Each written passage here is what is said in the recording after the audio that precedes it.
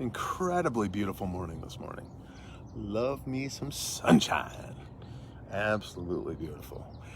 You know, I'm looking just across my lawn, and the glistening of the frost on the grass is fantastic. I see purple, I see silver, I see gold, I see oranges and yellows, and just a cavalcade of color and sparkle, and like tiny little I can't think of the word. What are they? Oh, tiny little prisms, like just planted all over the place where light is hitting, and just being split and shattered, but then rays of color and sheen is fantastic. Like somebody just dropped diamonds all over the ground this morning. Well, I hope you're well. I hope you're just. I hope you're finding hope for the day. You know this. What is hope, man? Hope is that confident and eager expectation of what it is you will receive by faith. What is faith? Faith is that thing that is evidence of the unseen. You know, that there is a confirmation and an affirmation in the heart of a person who recognizes that there is truth beyond one's fingertips or tangible experience. That God is real and holds for them something magnificent and is working that magnificence out in them, and which produces hope, which is the eager expectation of what's to come, something I don't yet have, but I'm beginning to taste and realize that will be fully realized in the future without fail. That's faith and hope. And that's what Jesus gives us. And it's a supernatural, spiritual thing that works itself out in a very real way in our lives. I mean, think about that for a minute. That when God invades our heart, when he pours his spirit into us, when he gives us this hope that doesn't disappoint us, it's a supernatural expression of his glorious self, divine self, personal self inside of us that gives us a glimpse of the future, the belief in what we can't see, right? It goes beyond our mere intellect and assenting to the truth of something, but truly having this undergirding and quiet confidence of that which we will realize. And so faith and hope are intrinsically linked, which is one of the reasons why when Paul closes 1 Corinthians 13, what does he say? There are three things that remain, right? Faith, right? The evidence of things that are unseen that's been poured into me that I might and begin to realize what is unseen. Faith, hope. Hope is the fruit of faith, that I have this eager expectation of what's to come with full confidence of its arriving, even though from moment to moment I might doubt. God continues to prove himself in this incredible way to give me that which I have placed my hope in him for, and he's placed his hope in me, because that spirit of love that's poured into me is the measure of my hope. It is what allows my heart to truly and fully realize. Now, this happens perpetually over time. It grows, it deepens, we grow in our confidence and our faith. We do that through what? Trials, right? Suffering. That God proves himself over and over and over again in this world of sin where suffering exists for every human being, even his children. But in the life of the child, what's he doing? He's redeeming it and working out for the good, which increases my hope, my confidence, my expectation of what's to come. He gives us these little glimpses, little tastes of the realization of this truth, and my faith grows because he has placed this ability in me to see what is unseen. There's evidence there. He is working in me, and I just had an opportunity to share just a tiny bit of my testimony with a young couple last night, and the idea that I went, when I prayed, Lord, just take me, I can't do this anymore, under the crushing weight of depression and anger and loneliness and lostness and darkness. I fell asleep on those words, and when I woke up, it was like there was just a little pull chain in my head, and somebody went ching, and I went from this dark, morose place to this place. I became a light. All of a sudden, I was beaming inside, and nothing had changed other than the fact that God had just poured his love into me. And I went from hopeless to hopeful. I went from faithless to faithful. It's amazing, right? Well, that's what God does. And that faith that he pours into us now gives me the ability to trust that there's something beyond my fingertips. There's something beyond this tangible world, this temporal world, that is even more, I hate to use the word, but even more real than what we can see. So all of that isn't that exciting? I just think it's exciting. So I want to finish up this Matthew 7 we've been looking at. And I want to look at what faith and hope does for us. So, the third thing in 1 Corinthians 13, right? These three things remain: faith, right? That which God puts in me to be able to see Him, to experience Him, to realize Him, to have evidence of that which is unseen, right? Which gives me hope, an eager expectation of what's to come, and just waiting in anticipation for its coming, and having that increase with every experience I have with God through faith. And what's the last one? Love. His colossal love for me. And he gives me this faith, and He increases my hope by His love, as an expression of His love, to prove His love, that I would realize His love and then experience His love. And that's the one that is above all and ties all things together. He loves His creation. He loves everything that has His breath, and in particular, He loves His children who hear His voice, recognize it, turn to Him, place their faith there, and are adopted into His family, and have, with confidence, this incredible and eager expectation. And love conquers all of these. It ties it all together, and it is the expression of His very person. Well,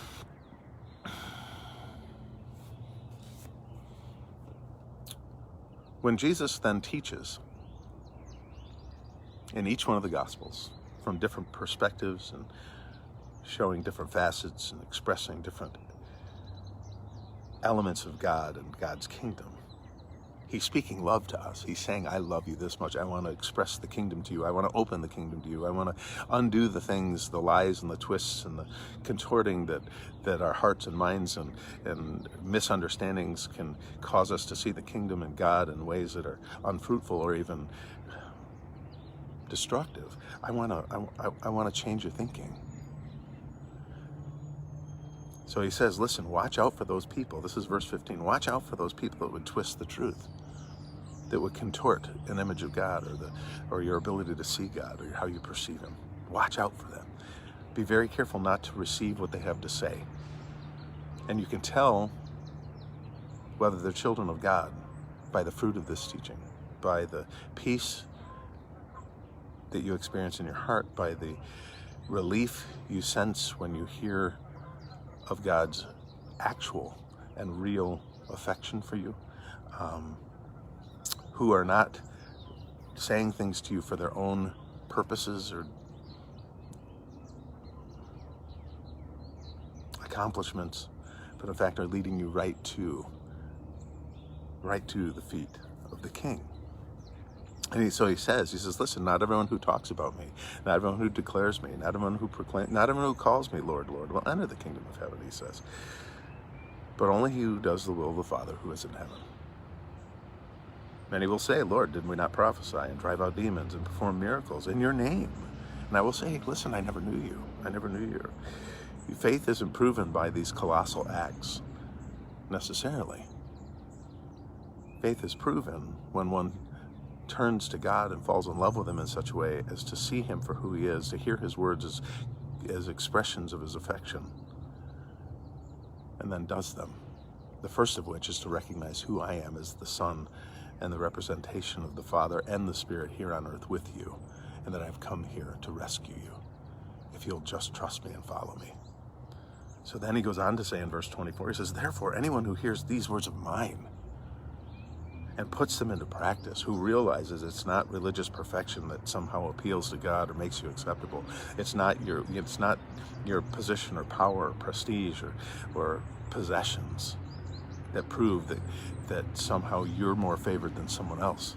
No, he says, when you humbly recognize that you fall short of the glory of God and that there's nothing that you can do, and it's only by His benevolent mercy and expression of grace that you have eternal life and are swept up into His loving arms, that's when you know. And he says, therefore, everyone who hears these words of mine, who recognizes that truth and puts that into practice, is like a wise man who built his house on a rock, who dug down deep through all the stuff and all the appearances and everything that has a semblance of it appears to be wise, or it appears to be, and digs right down to the heart of God and places their faith there. I am deeply loved, and because of that, I've been given this eager expectation, this hope of what's to come. And I believe in this because somehow my heart has been turn toward God and I recognize it and I see the evidence of God everywhere.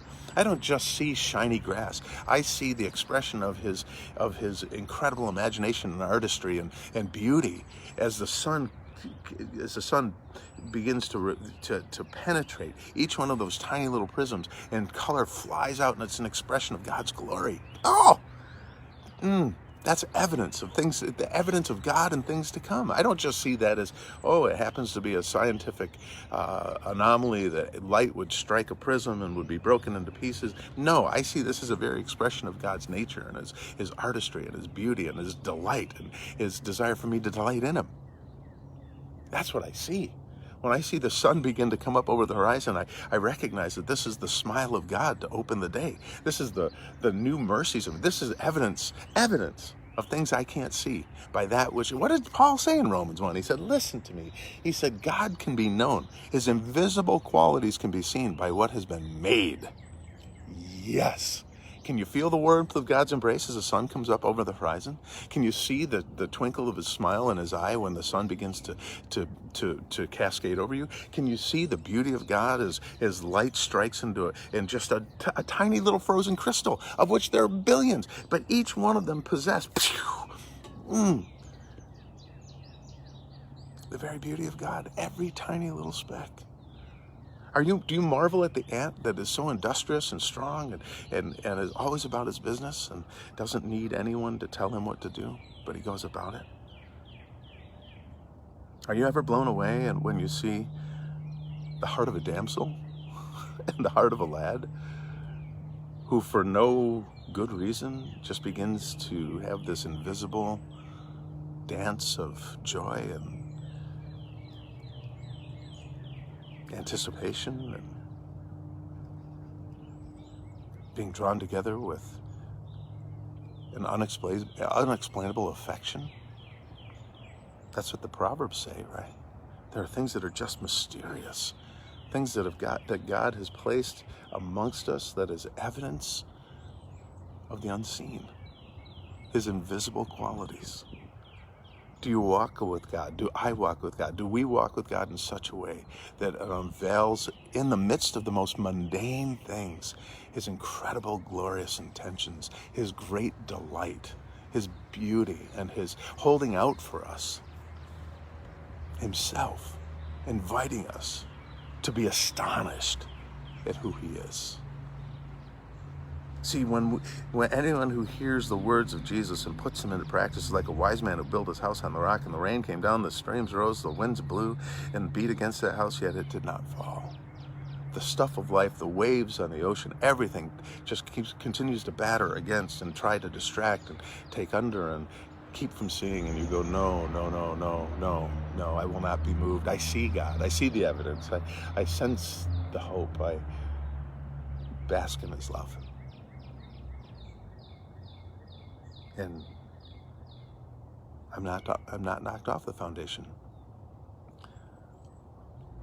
The psalmist said that he has taken me out of the miry clay. He's lifted me and placed my feet on a rock. He has helped me excavate everything that covered the rock and revealing the rock. And here I am. I hear his words. I see their wisdom. I recognize the evidence of the unseen, the hope that he offers, the mercies that he gives. And I build my house there. And so no matter what storms of life come against me, I will not be shaken.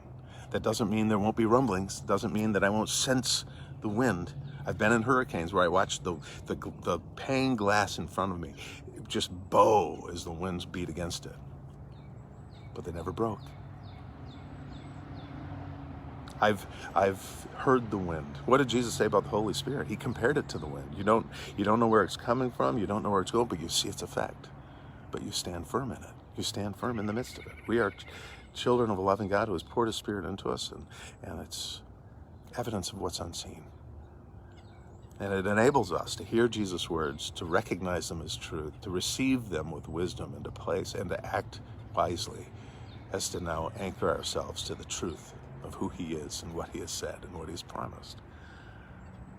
He says the rain came down and the streams rose and the winds blew and beat against the house, and yet it didn't fall because it had its foundation on the rock. believed the truth of God saying, "My mercies are new every morning." It rests in the belief and the evidence of what is unseen, that somehow my heart has been enlightened to know that what I'm looking at is not some happenstance. It's not some expression of a heartless, thoughtless Big Bang. But in fact, it is the evidence of the love and the wisdom and the glory and the grandeur and the majesty of a very personal God who delights and wants us to delight in him and with him. That's the lens through which we have the privilege of seeing our world. And it's the lens that we can help bring to those who, for whatever reason, miss that truth. They don't have faith, and so they don't recognize the evidence of the unseen. Their hope is wishful thinking instead of an eager and confident expectation of what's to come, because of the faith that gives us and reveals to us and affirms and confirms for us the evidence of what's unseen. And because of that, they have yet to experience the true and real and lasting and eternal love of God that is expressed to him and them by creation, through what has been made, and most profoundly through the person of Jesus walking among us. They have yet to recognize or hear or experience and realize that love. And then we have the privilege, as we walk on this earth through the midst of all these things, to be the expression of that love, to be the hands and feet of that love. As we walk with God, as we continue to grow in our faith and increase, our hope is increased, and we experience God's love more and more, we cannot help having been filled that way, seeing the evidence of our loving Father, being more and more convinced of the truth of his invisible qualities by even the broken nature of what's been made, but the remnants of his glory still in it. The love we've experienced as people, and whether it be the recognition that even the love between two finite beings is mysterious and must therefore be the evidence of an unseen God who loves this way. But even now, with his spirit of love poured into us, we realize the very love of God and everything we see as an expression of his affection, his delight, his wink and smile, and his warm embrace. May we be the kind of people who see that as the rock being unveiled, as he excavates all the dirt and the muck and the mire from the rock, and we start building right there. This is it. This is the reality. There is a God who loves me, who came for me, who calls me, who has won me, who embraces me, who delights in me, and gives me the privilege of walking and working and being his representative.